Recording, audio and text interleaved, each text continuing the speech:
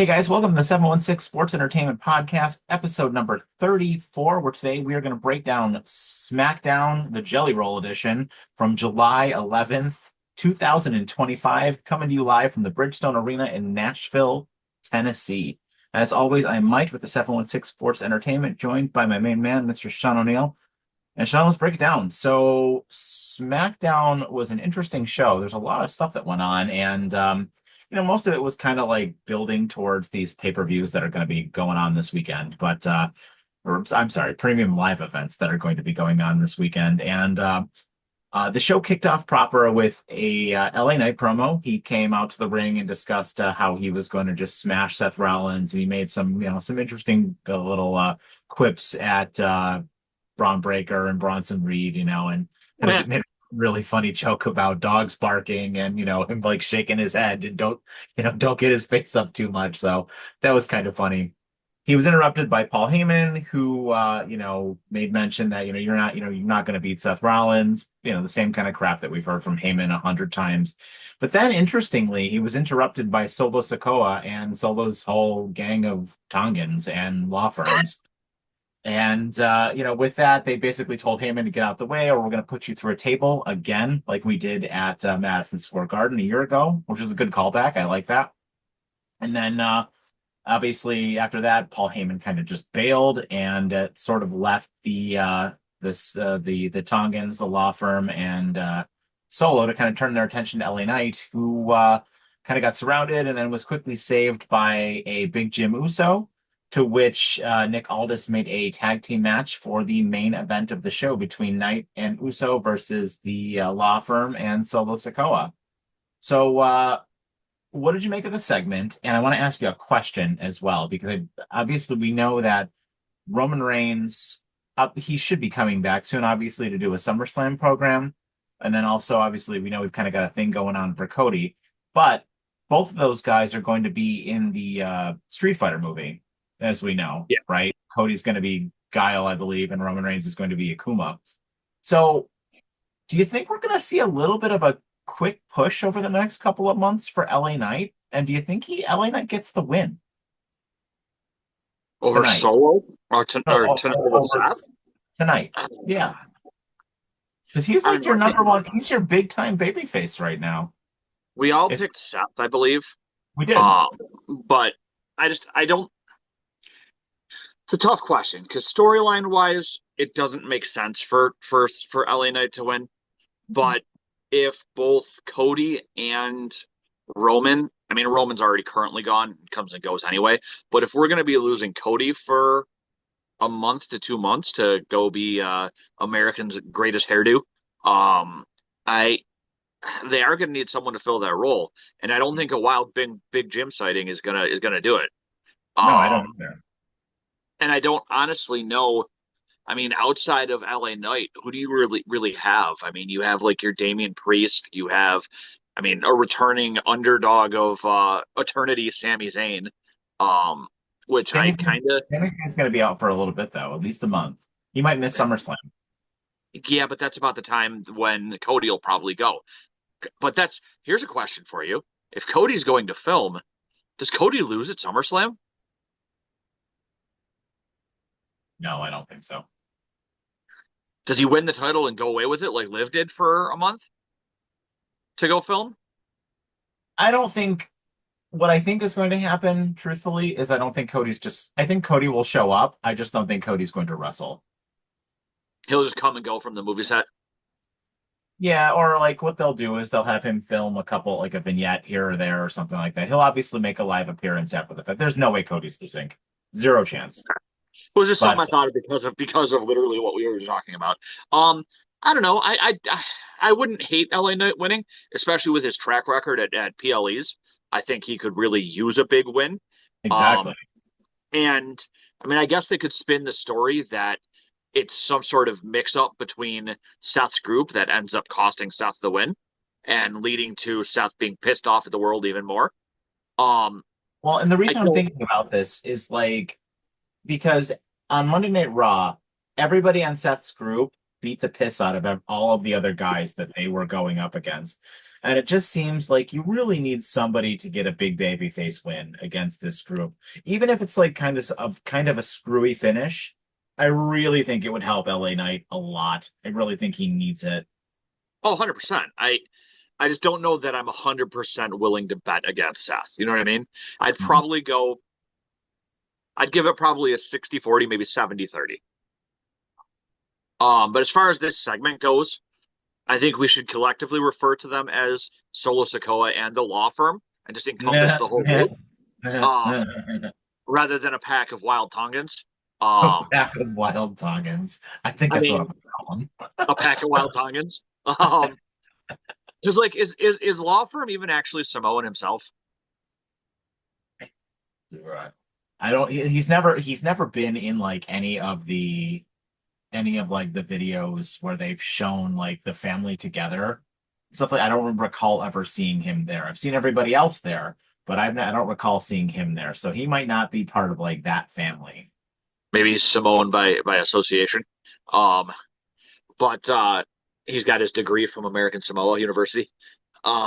But you know, it was a fine opening segment. I think that yeah, I know I'm on fire today. Don't I won't let it go. I, an opening segment featuring both LA Knight and Paul Heyman, you know, is going to be pretty fire anyway because both of them can talk. And you alluded to LA Knight's comment about Braun Breaker and shaking his head, which I thought was pretty funny. I Especially love that. especially later on in the show with the way the night ended. But I liked it. I mean, for an opening segment that didn't involve a match right off the bat, it was perfectly fine for me. Yeah.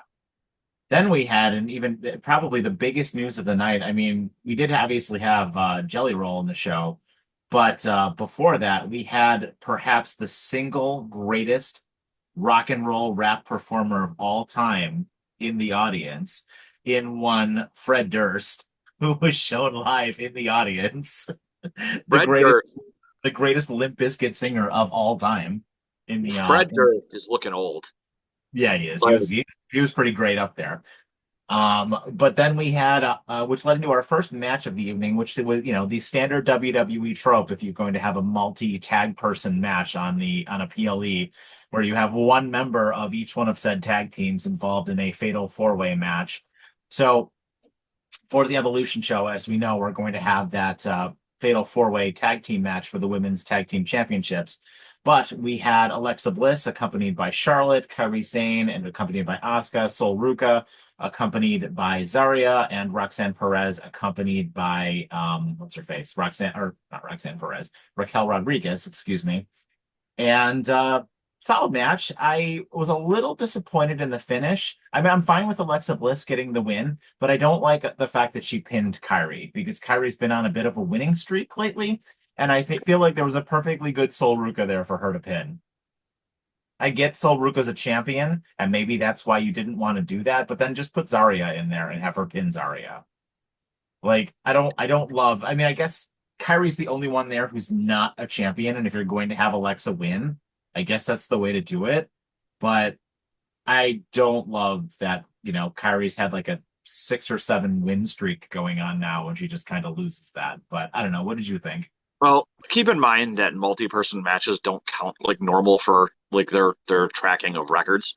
Hmm. Um, I don't know. The match itself was pretty good. All four women in it were pretty kick-ass. Could almost say they were rocking the set like Russian roulette. When you Um, play but bet. no, they all did real well. I mean, they worked together. I'm hoping that this is a sign of what the tag team match is going to look like. I think that you didn't have Soul take the pin because she had just been knocked out by, I think Kyrie had knocked her out of the ring. So they did that thing where each person gets like knocked out of the ring, and that was just what was left. Plus, in order to set up that finish, it required Kyrie doing the her insane elbow. I don't think Sol Ruka's Soul Snatcher would have been able to set up the that kind of finish with the block with the legs. That's fair. So I think it just comes to the fact of they needed it to set up the ending there.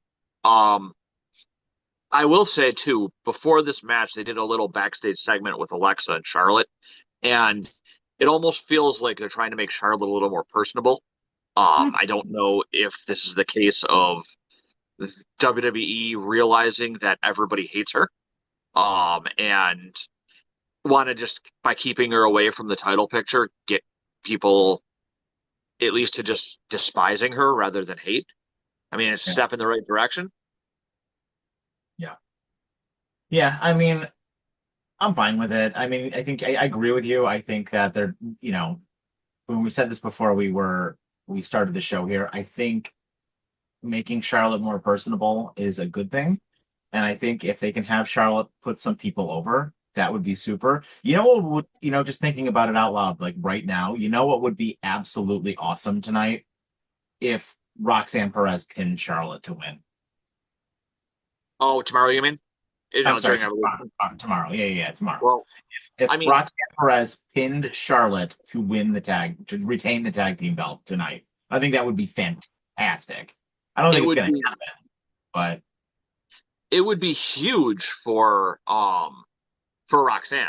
But yeah, the problem is I think that I am 100% of the thought that Roxanne and Raquel are going to retain and pin one of the other two teams, probably the NXT team. And in order to get us to a program where it's a one-on-one tag match between Alexa and Charlotte and Raquel and Roxanne, and I think that's where Roxanne and Raquel are going to drop it in a singles, like in not in a multi-team match. you're probably right. I would just like it very Oh, much. 100%. It would be, it'd be a really, I think it would really go a long way to helping get people on Charlotte's side. But Yep. um, It would get her away from the what is it? Where everybody thinks that all she does is bury people. right, Reputation. yeah.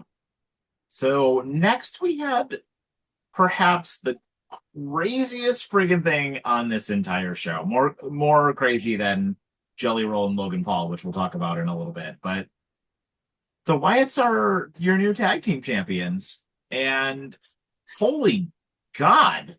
Like, I mean, it was a hell of a match. Joe Gacy and Dexter Loomis defeated the Street Profits for the tag team titles. There was a bit of like goofy interference in this match kind of towards the end of it, but it was a hell of a match. Yeah. And I give the Wyatts a lot of props because I'll tell you, I've been saying it for weeks. I've been crapping on the Wyatts pretty hard on this channel, but this was a hell of a match, and I cannot believe that they put the belts on them. And the Wyatts are your new tag team champions, and good for them. I mean, incredible. I can't believe they did that. So Loomis and Gacy work real well together in the ring. They work two pretty complementary styles of wrestling, and Mhm. that finisher that they used, where he suplexed him into a power bomb, was a pretty innovative move. I don't think Yeah. I've ever seen anybody do something like that. Um, I don't know that I'm a super big fan of this happening on free TV. I mean, technically everything's free TV with Peacock, but um, I feel like them doing it on a random episode of SmackDown is not great for the Wyatts. Um, This should have been tonight. They should have done this tonight. exactly. This should have been tonight instead of Big Jim and Solo, which is, Yeah. I think, what didn't we all pick that it was going to be a tag match with the Wyatts Yeah. for our guests? Um, I think it would have been more fitting to have it on a bigger stage, and you Yeah. want to present the Wyatts to a bigger audience. And what better place to present your goofy psychopathic cult murderers than on a national NBC show. I mean, maybe that's why they didn't do it because it's on NBC, but um good for the Wyatts. I mean, I know that none of us have been super high on them lately. Um Honestly, the route I would like to see them take this is to somehow get gold on all of them. I would love to see a storyline that saw them with all of the gold. I don't know how it would be possible, but Oh, you could put a mid card belt on Nikki Cross, and you could put some kind of other belt on. I mean, not all of them, but like most of them. You could put a mid card title on Uncle Howdy too. or hear me out, what I think would be even funnier. Eric Rowan and Uncle Howdy win the Raw tag titles. That would be nuts. And the Wyatt Six just controls the entire tag division. I mean, that would be pretty. That would be fun. That would be. That would be different. I wouldn't hate that. Um, and it gets my only hope, and I mean, I'm pretty sure that all this is doing is leading into what happened during the backstage segment and probably who's going to take the title off of them. I will say I'm real curious to see how long they hold the belts for. I can't imagine it's going to be more than a couple months. I feel like this is probably going to be a 2 month reign at most.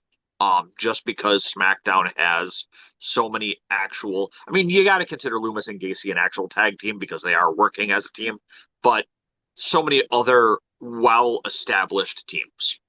Oh yeah. And to your point, so after the match, there was a backstage segment between Fraxium, DIY, the Motor City Machine Guns, and they were all kind of arguing about the brand new champions and kind of like what they need to do next. When Andrade and Ray Phoenix entered the picture, kind of towards the end there, to basically announce that yeah, we're better than all of you guys, and we're going to be the ones to take those titles off of them. To which I think they probably will.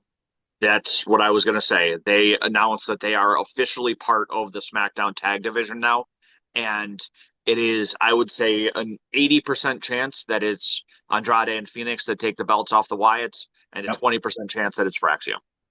Yep. Completely agree with you. I mean, and then you know what? Have that happen at SummerSlam. I'd be okay with it actually if you had that happen at SummerSlam, and then give me just a series of matches between Andrade, Ray Phoenix, and Fraxium. Give me like a best of seven series between those guys because that would be fantastic. Yep. Every week, just have them wrestle. I don't care. Do it for 6 weeks in a row. I think it would be outstanding.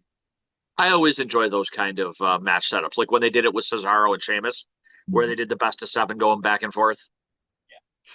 Or hell, even when they did that one with Carmelo and Andrade. Oh my God, those were some of the best matches out of the two of them. And nobody got sick of the fact that there were seven of them. There's not No, one person I spoke to that was like, "Oh, they're doing this too much." No, nobody thought that at all. So in the ring, we had one Jelly Roll, looking good, by the way. I give him a lot of props. Dude looks like he lost a lot of weight. So props to him for whatever he's doing. He began to perform one of his songs, to which he was quickly interrupted by the world's biggest douche, Logan Paul. world's Uh, greatest wrestler. Man.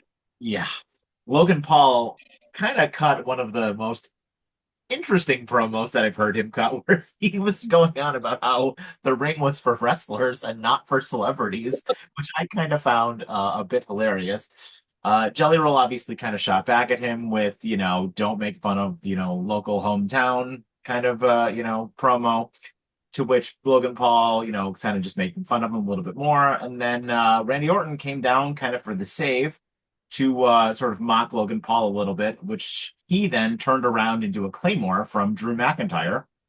Logan Paul obviously went to kind of beat down Randy Orton after that, after all of the security goons kind of got Drew McIntyre out of the picture. To which Jelly Roll kind of saved Logan Paul, or to save Randy Orton rather.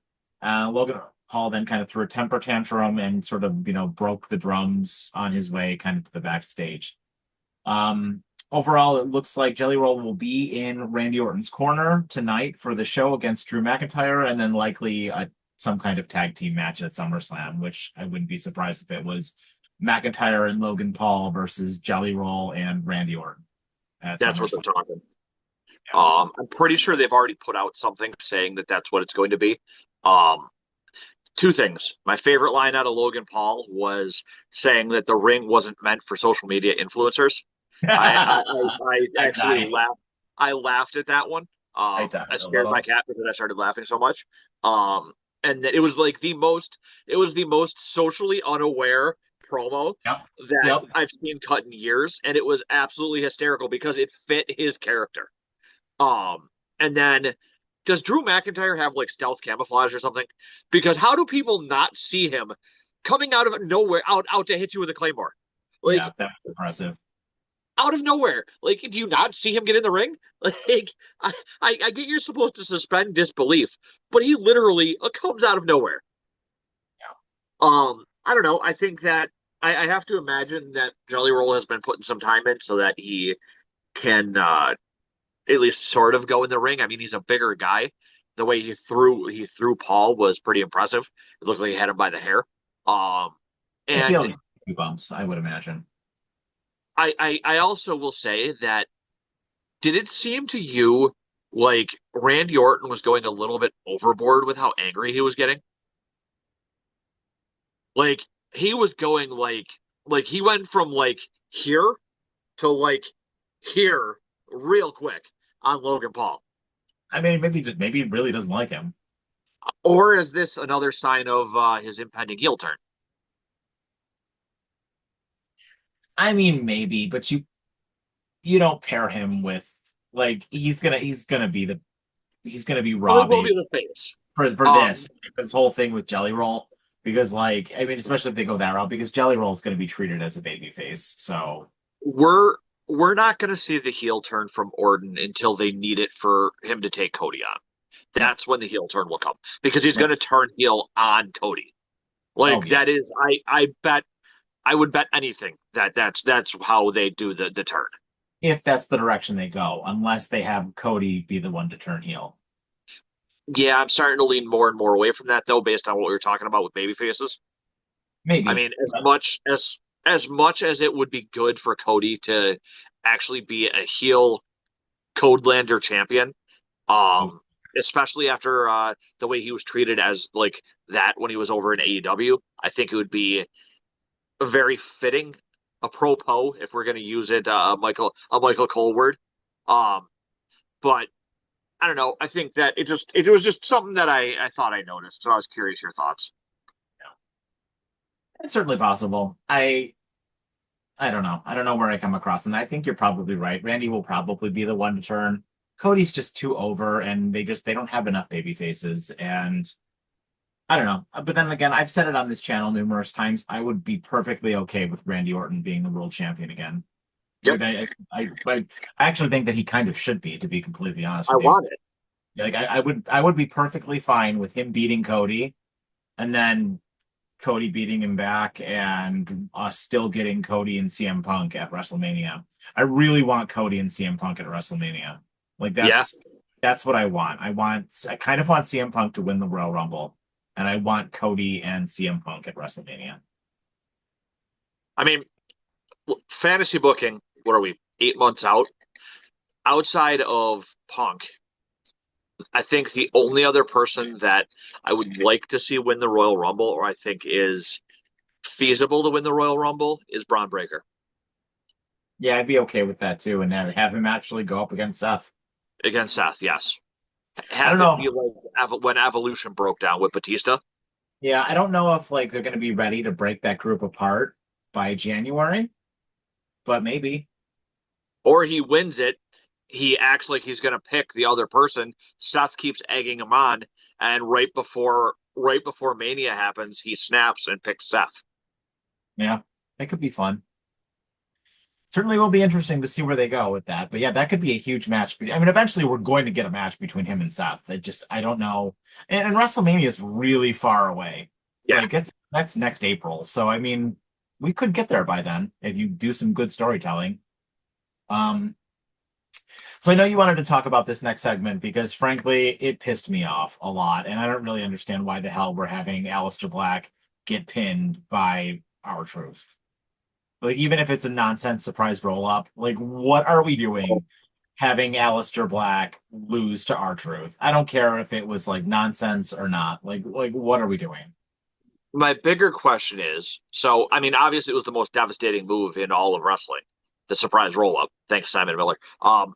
The um, my bigger question though is Ron Killings only going to be used to further other people's stories? Because that's what this match was. This match was all about him getting this quick out of nowhere loss, Aleister Black being so pissed off that he attacked Damian Priest and back. That was literally the whole point of this match. It wasn't even for the match itself. It was to build to that backstage segment. And did we need to have this match to build to that backstage segment? Couldn't we have just had Aleister Black pissed off about Truth having interrupted him multiple times, and Damian Priest sticking his nose in other people's business? Like, did we even have to have this match? No, this could have been a backstage segment. We didn't. I don't love the idea. Like, WWE did this a lot during the Vince era, where they would like they'd have guys that just came in, or they'd have guys that like we all thought were on the rise up, and then they'd have them like randomly lose to like the Miz or something like that. And it's like, what the hell are we doing here? Like, why do you have a 48-year-old R-Truth beating beating Aleister Black?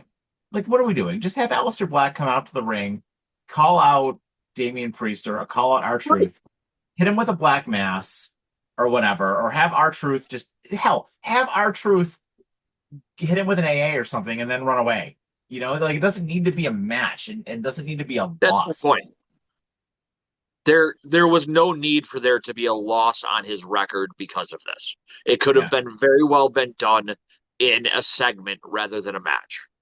And I know like in WWE, wins and losses don't matter, but like they do to the fans. And like it makes Aleister Black kind of look stupid, especially if you're gonna put it like if you put a title on him later.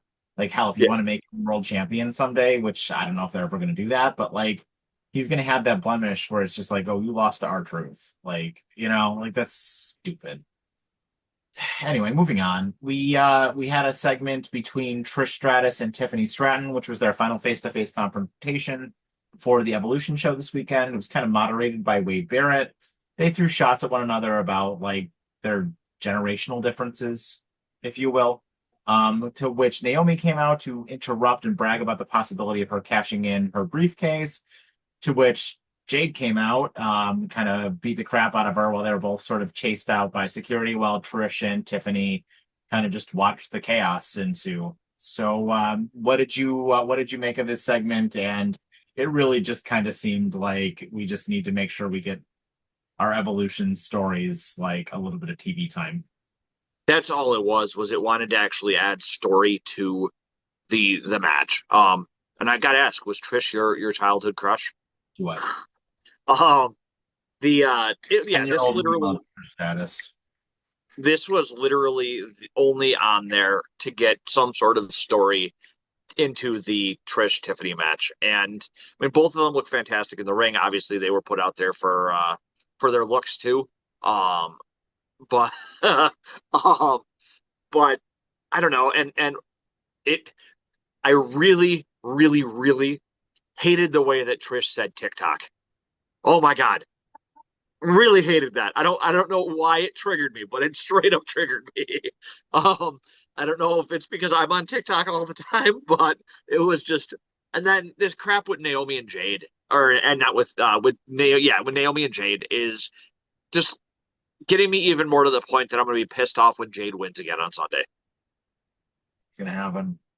I really do. I really think it's gonna happen. It's so obnoxious. Did we all no, didn't Reese pick Naomi, right? And She you and I picked picked Jade. Naomi. Yeah. You and I are realists. He's a dreamer. Well, I'm a dreamer too. I picked Io, but we'll see. So this led us to the main event of LA Knight and Big Jim versus the Wild Tongans of the Law Firm and Solo Sikoa. Um, Hikuleo attacked LA Knight, and Jimmy Uso was kind of able to quickly get a pin on Solo. And then Paul Heyman emerged from the same area after the crowd where he left, and Solo was kind of distracted by him and ended up receiving a BFT from LA Knight. And then out of nowhere, kind of as the match was kind of drawing to its conclusion, Braun Breaker made a surprise appearance, spearing LA Knight and doing his dog move. And then Braun showed up to kind of hit him with a tsunami, which is kind of takes me back to my point that I made at the top of the show is you had LA Knight just getting crushed here, like right at the end of this segment. And it really leads me to believe that the way they did this, like he's got to win tonight, right? Like he's got to win tonight. Like you just got to bury him at the end of this segment, and then you're gonna have Seth just bury him again. I mean, with the way WWE likes to book, theoretically, Knight should win. And if we had done our predictions video today instead of the other day, that really would have had me on the edge of picking LA Knight simply because of the way he got dominated at the end there. Yeah, What I The other thing that I'm kind of interested in is the fact that they keep having LA Knight fighting a war basically on two fronts here. He's involved in the Wild Tonga storyline and he's involved in the Seth Rollins storyline. Are they doing that just so that way they have him as like backup if they need him on one show or the other, or do they just trust him that much to be running two short storylines? Yeah, I mean they're treating him literally like he's your number one babyface. Like he's just fighting all of the heels right now. Both heel factions. He's Yeah, involved in matches with them. It's astounding. and like for a guy that we thought 2 weeks ago was going to be starting his downturn after Money at the Bank, where because Yeah. we thought that Money at the Bank was his last grasp at success. I am astounded that he is being utilized this way. Yeah, And me too. part of me hopes that my pick of Seth Rollins is wrong because I think that it would be huge to have him win. Yeah. No, I think I agree with you. I mean, he desperately needs it. Like he desperately needs the win. Like, and I think you got to reward this guy. I don't know. I think you got to reward this guy a little bit for all of the work that he's been putting in. I don't know, but Here's a question for you though. yeah, Is LA Knight world championship caliber? yeah, I think so. Like, yes, he's fantastic on the mic. Yes, he's got charisma, but Charisma. no, he likes churros. It's charisma. Um, could you see him on the talk shows, on that kind of stuff, like you see Roman Reigns and Cody Rhodes and Seth Rollins? I think so. What do you think? I don't see why not. Is he as marketable as the rest of them? I mean, he's super over with the fans. They put the title I on Jey Uso. Is that because he is old school? Like LA Knight's character is real, like late 80s, early 90s style babyface. Yeah, I mean, he takes a lot of like triggers and pointers from like the way The Rock used to be. Like he feels like a combination of like The Rock and Hulk Hogan a little bit with less racism. Yeah, I can see that. Hmm. Yeah, it's. I mean, I don't know.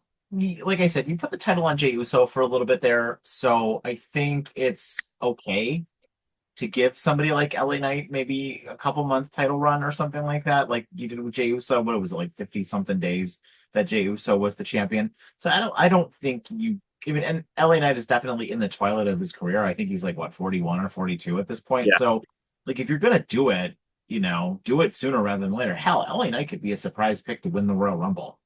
Yeah, You I know, wouldn't hate it. like And I would not hate it at all.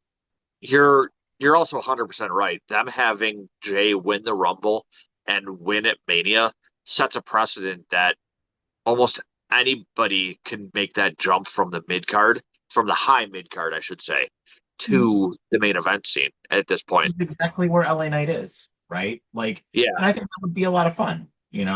So, but yeah, so that was SmackDown overall. So, what's your ranking for the show, and are you pumped for the all the stuff we got going on this weekend? Hell, we got a PLE in about an hour and a half here, and then we got AEW tonight, Saturday night's main event tonight, NXT, like I said, in about an hour and a half, and then Evolution tomorrow. So, how you feeling?